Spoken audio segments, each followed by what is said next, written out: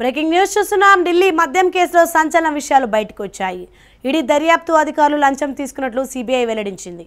Hot టాపిక్గా మారింది. నిందితులపై CBI అధికారులు కేసు నమోదు చేశారు. నిందితుల జాబితాలో ED assistant director Pavan Khatri, Claridges hotel CEO Vikram Aditya ఉన్నట్లు సిబిఐ పేర్కొంది. లిక్కర్ పాలసీ కేసు నిందితుడు అమన్దీప్ సింగ్ దల్ నుంచి 5 కోట్ల రూపాయలు ముడుపులు తీసుకున్నట్లు అభియోగాలు మోపారు.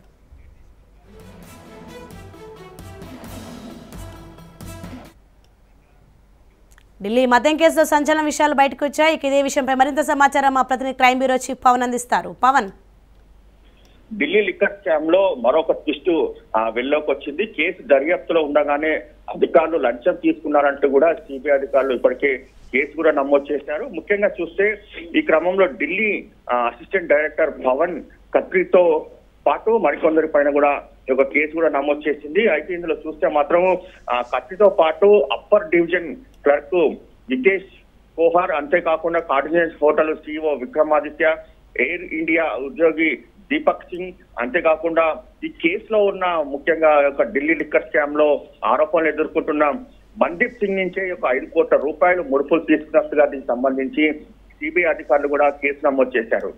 అయితే ఈ యొక్క విషయం మాత్రం ఎలా వెళ్ళలోకి వచ్చిందని మాత్రము దర్యాప్తు చేస్తే స్వయంగా అమన్ దీప్ సింగ్ యొక్క తండ్రి బీరేందర్ సింగ్ పాల్ నేరుగా సిబిఐ అధికారులకు వెళ్లి ఒక 5 కోట్ల రూపాయలు లంచం తీసుకున్నారని మాత్రము ప్రధానంగా సిబిఐ అధికారులకు ఫిర్యాదు చేయడంతోనే ఈ యొక్క సిబిఐ అధికారులు కూడా ఫిర్యాదు పైన కూడా నమోదు చేశారు.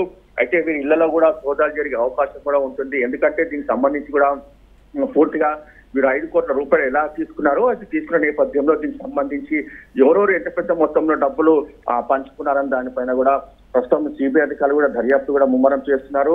ముఖ్యంగా చూస్తే మాత్రము ఇదంతా కూడా కార్డినెన్స్ హోటల్ పార్కింగ్ స్థలంలోనే యొక్క పూర్తిగా ఒప్పందం జరిగింది. అక్కడనే డబ్బులు కూడా చేతులు మారాయని మాత్రము ప్రధానంగా సిబిఐ అధికారులు కూడా దీనికి సంబంధించి అన్ని కోణాల్లో కూడా దర్యాప్తు చేస్తున్నారు. ప్రస్తుతం మాత్రము పవన్ ఖత్రిని అదుపులోకి తీసుకొని విచారించే అవకాశం కూడా చాలా స్పష్టంగా కనిపిస్తుంది. Right, thank you Pawan.